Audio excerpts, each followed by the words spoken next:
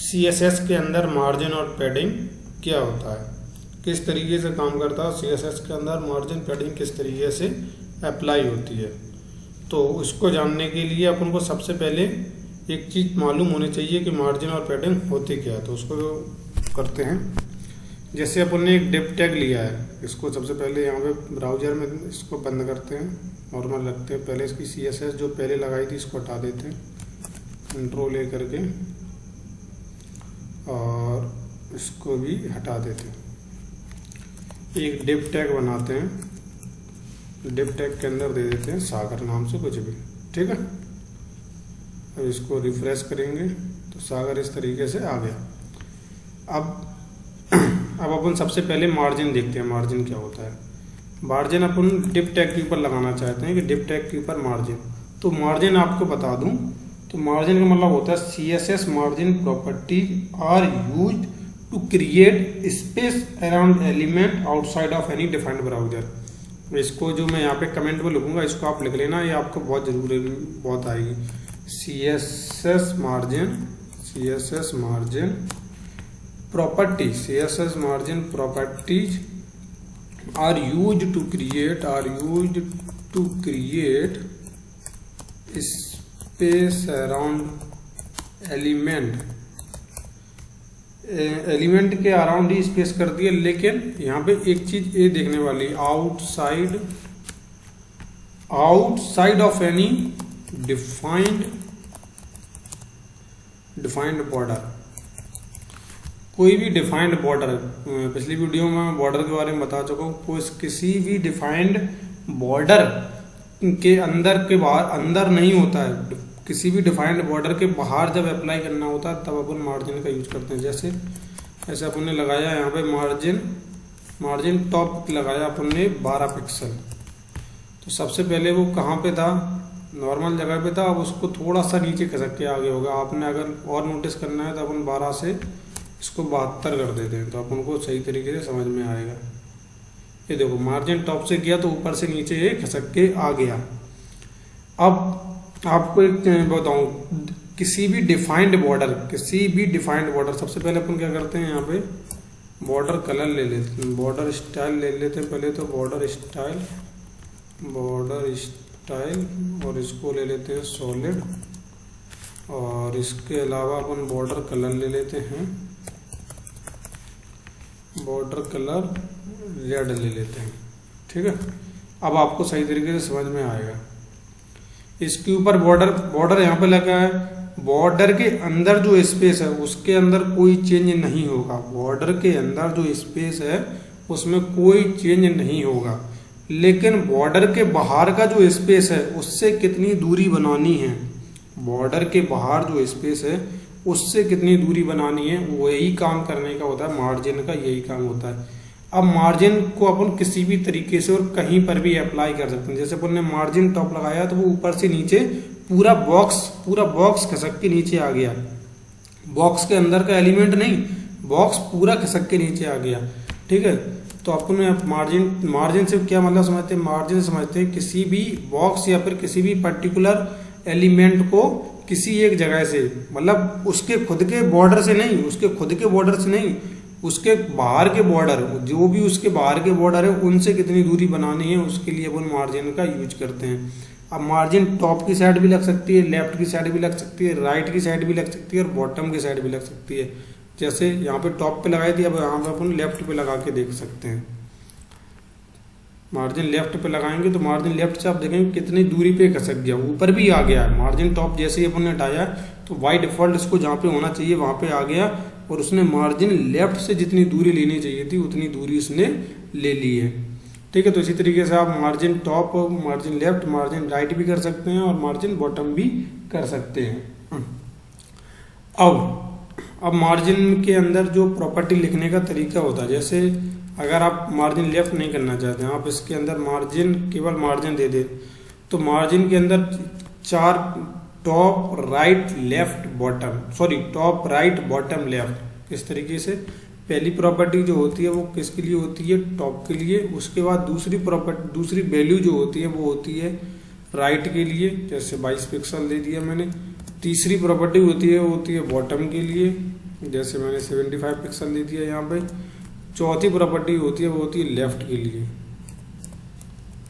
यानी कि जो अपन मार्जिन जो है, मार्जिन अगर एक ही प्रॉपर्टी के साथ हर एक में लगाना चाहते हैं, टॉप में भी, लेफ्ट में भी, राइट में भी और बॉटम में भी, तो अपन इस तरीके से लगा सकते हैं। तो पहली वैल्यू इंडिकेट करती है टॉप को, दूसरी वैल्यू राइट को, तीसरी वैल्यू बॉटम को और चौथी वैल्यू इंडिकेट करती है उसको क्या बोलते हैं, लेफ्ट को।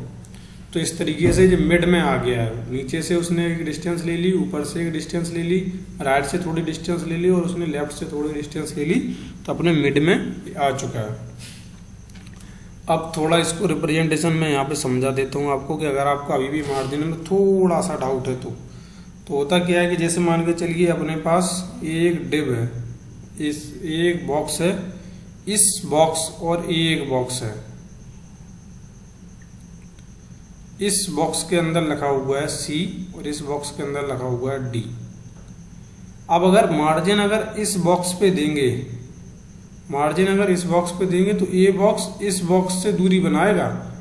ये वाला एलिमेंट पे अगर अपन मार्जिन देंगे ना, इस वाले एलिमेंट पे मार्जिन देंगे तो ये वाला एलिमेंट इसके अंदर कुछ चेंजेस नहीं होगा, वो जहाँ पे है वहीं पे रहेगा, बल्कि ये वाला पूरा बॉक्स जो है वो खिसक के नीचे आ जाएगा या खिसक के ऊपर चला जाएगा। मार्जिन के अंदर अपन नेगेटिव पॉजिटिव दोनों वैल्यू दे सकते हैं। तो जो मार्जिन है, जो मार्जिन कभी भी अपने बॉर्डर से, यानी कि उसका जो खुद का बॉर्डर होता है, जैसे मान के चलिए ये इसका खुद का बॉर्डर है किसी भी एलिमेंट का, तो अपने बॉर्डर से वो कोई भी डिस्टेंस मेंटेन नहीं करता। वो अपना बॉर्डर के अंदर जो डिस्टेंस पे है, जैसे यहाँ पे इस जगह पे अगर ऐसे G है तो वो इसी जगह पे रहेगा, वो इससे डिस्टेंस मेंटेन नहीं करेगा अगर अपन मार्जिन लगाएंगे तो, ठीक है। और पैडिंग लेकिन ऐसा करता है। और लेकिन अभी देख लेते हैं कि मार्जिन अगर नेगेटिव वैल्यू देता है तो अपन क्या करेंगे। अगर जैसे अपन -2 पिक्सल कर दें, -2 पिक्सल, जैसे अपन -52 पिक्सल कर दे दें तो क्या होगा, तो ये गायब ही हो गया है, मतलब ये पूरी तरीके से लेफ्ट की साइड खसक के चला गया। अपन आधा दिखाना चाहते हैं, आधा नहीं दिखाना चाहते तो अपन 22 पिक्सल कर सकते हैं, तो ये आधा दिखेगा और आधा नहीं दिखेगा। तो इस तरीके से अपन चेंजेस कर सकते हैं, माइनस और पॉजिटिव मार्जिन की वैल्यू अपन दे सकते हैं। ये तो बात हो गई मार्जिन की, कि मार्जिन बॉक्स के बाहर से अपने आप को डिस्टेंस देता है। अब बात कर लेते हैं पैडिंग के बारे में, ठीक है। यही बॉर्डर रहने देते हैं अब अपन, लेकिन मार्जिन की जगह पैडिंग का यूज करते हैं, ठीक है। पैडिंग यहाँ पे देते हैं 2 पिक्सल शुरुआत में। तो आप पैडिंग देखेंगे, जो सागर है ना, जो यहाँ पे जो सागर लिखा हुआ है, इसके अंदर चेंजेस आएगा। आप देखना, अगर मैं जैसे 2 से 12 पिक्सल कर देता हूँ, 12 पिक्सल, तो अब इसके अंदर जो चेंजेस आएगा तो देखेंगे बॉर्डर की ऑटोमेटिक साइज बढ़ गई है। अपन ने कुछ नहीं किया, बॉर्डर की साइज ऑटोमेटिक बढ़ चुकी है और सागर की जो जगह है वो भी थोड़ी खिसक के नीचे आ गई है। तो पैडिंग क्या करता है, पैडिंग अपने खुद के बॉक्स में से, अपने खुद के बॉर्डर में से, अपने खुद के बॉर्डर में से साइज को मेंटेन करता है, यानी कि डिस्टेंस को मेंटेन करता है। तो अपन यहाँ पे लिख सकते हैं, जैसे अपन ने CSS मार्जिन के लिए लिखा है, ऐसे अपन प्रॉपर्टी पूरा सेम ही है कि CSS पैडिंग प्रॉपर्टी, जैसे मैं यहाँ पे लिख के दिखा देता हूँ, CSS padding properties are used to create around element space, element inside, उसमें आउटसाइड था, इसमें इनसाइड है, inside of any defined border. किसी भी डिफाइंड बॉर्डर के अंदर कितना स्पेस देना है उसके लिए पैडिंग का यूज किया जाता है।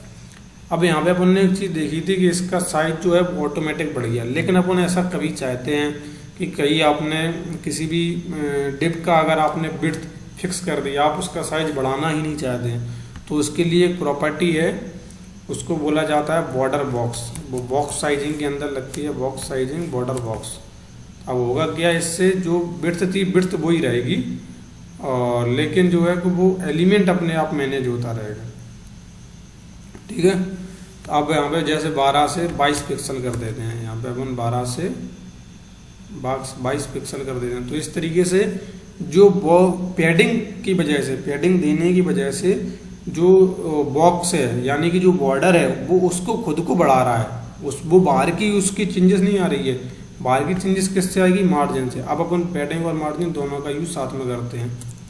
अच्छा, पैडिंग भी बिल्कुल उसी रूल को फॉलो करता है जो मार्जिन को करता है। जैसे अगर पहला वैल्यू किसको रिप्रेजेंट करेगा? टॉप को, दूसरा वैल्यू राइट को, तीसरा वैल्यू बॉटम को, चौथा वैल्यू लेफ्ट को। अपन जैसे यहाँ पे 22 पिक्सल लगा रहे हैं, अपन दूसरा वैल्यू देंगे जैसे 12 पिक्सल, तो ये राइट की साइड से होगा। 32 पिक्सल देंगे तो ये बॉटम की साइड से होगा।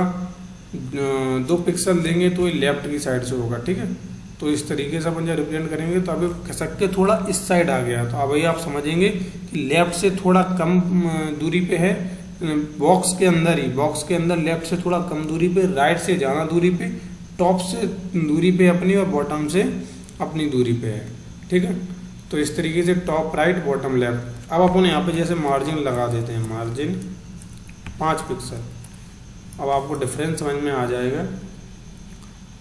5 से तो समझ में नहीं आएगा, थोड़ा और बढ़ाना पड़ेगा जिससे क्लियर हो जाए। जैसे ही अपन ने 25 पिक्सल किया तब अपन ने जो बॉर्डर, जो पूरा जो बॉक्स है वो खुद नीचे खसक के आ गया। तो जब बॉर्डर के अंदर के एलिमेंट पे, बॉर्डर के अंदर जो कंटेंट लगा हुआ है, बॉर्डर के अंदर जो कंटेंट लगा है उसके अंदर स्पेस अगर देना है, उसके अंदर स्पेस देना है तो पैडिंग का यूज कर दो। बॉर्डर के बाहर अगर स्पेस देना है, वो किसी भी बॉर्डर के बाहर अगर स्पेस देना है तो मार्जिन का यूज कर दो। इतनी सी बात है, सिंपल थी। ठीक है, तो मार्जिन और पैडिंग क्या होती है, क्या डिफरेंस होते हैं, किस तरीके से परफॉर्म किया जाता है, ये आपको समझ में आ गया होगा। और वीडियो अगर पसंद आई है तो वीडियो को लाइक, चैनल को सब्सक्राइब कर लें। और वेब डेवलपमेंट का पूरा कोर्स चल रहा है और धीरे धीरे जावास्क्रिप्ट के जैसे ही खत्म होगी उसके बाद प्रोजेक्ट आना भी शुरू हो जाएंगे। ठीक है, तो अपन मिलते हैं नेक्स्ट वीडियो में। जब तक के लिए love you all of you, ऐसे ही प्यार बनाए रखें अपना।